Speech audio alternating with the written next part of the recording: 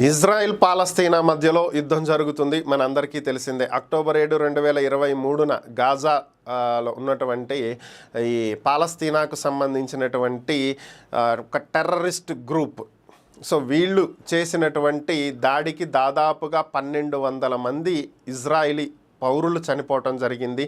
ఒక రకంగా నరమేధం సృష్టించారు వీళ్ళు. సో దీనికి ప్రతీకార దాడులు ఇజ్రాయిల్ చేస్తూ ఉంది. అయితే ఇప్పటికే పాలస్తీనా గాజా స్ట్రిప్లో చాలామందిని ప్రజలను పునరావాస కేంద్రాలకు తరలించడం జరిగింది. పెద్ద పెద్ద స్కూల్సు, అలాగే హాస్పిటల్సు, అలానే కాలేజెస్, వీటిల్లో అలానే బంకర్లలో కూడా పునరావాస కేంద్రాలను ఏర్పాటు చేసి పాలస్తీనా జరుపుతూ ఉన్నటువంటి పరిస్థితి. అయితే యుద్ధం అయితే జరుగుతూనే ఉంది, యుద్ధం అయితే ఆగలేదు.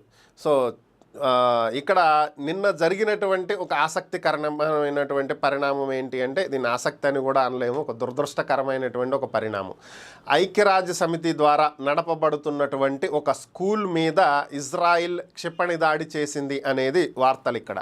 అయితే ఈ క్షిపణి దాడిలో ఆ బిల్డింగ్ మీద పడినటువంటి ఒక రాకెట్ కారణంగా దాదాపుగా ఒక 20 మంది వరకు చనిపోయారు అని చెప్పి ముందుగా పాలస్తీనా ప్రకటించింది. దురదృష్టవశాత్తు మృతుల సంఖ్య పెరగటం, ఇప్పటికి 44 మంది మృతి చెందారు అనేది వార్తలు. అయితే ఇక్కడ ఒక న్యూస్ నెట్వర్క్ సంస్థ ఈ ప్రాంతాన్ని షూట్ చేస్తూ ఉండగా, ఇక్కడ న్యూస్ కవరేజ్ చేస్తూ ఉన్నటువంటి సందర్భంలో అక్కడ పడినటువంటి కొన్ని శకలాలను తీసి చూపించింది. అది ట్విట్టర్ వేదిక, ఎక్స్ వేదికగా ఆ వీడియో ఒకటి భారీగా వైరల్ అవుతున్నటువంటి పరిస్థితి.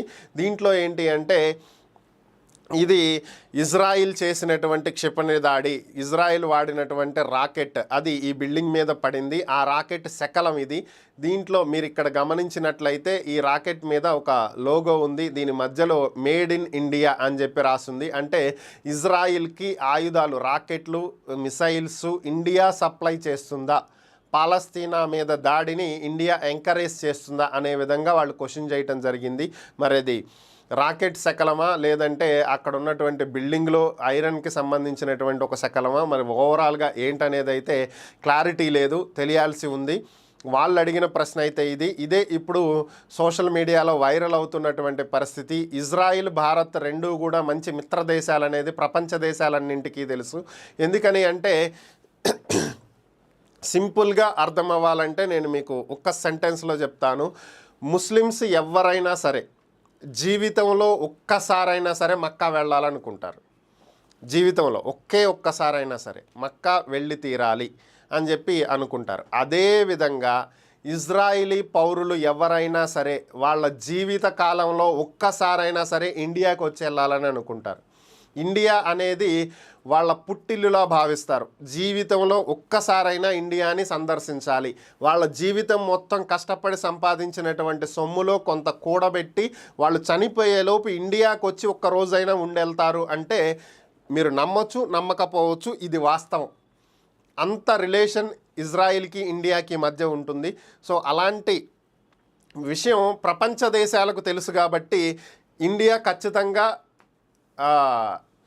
ఏదైతే వెపన్స్ ఇవి సప్లై చేసిందా అనేటువంటి ప్రశ్నలు ప్రపంచ దేశాల మధ్యలో తలెత్తుతున్నటువంటి పరిస్థితి. మరి ఏం జరుగుతుందనేది చూడాలి. యామ్నేషన్ ఇండియా సప్లై చేసిందా లేదా, ఇదే ఇప్పుడు అతిపెద్ద ప్రశ్న.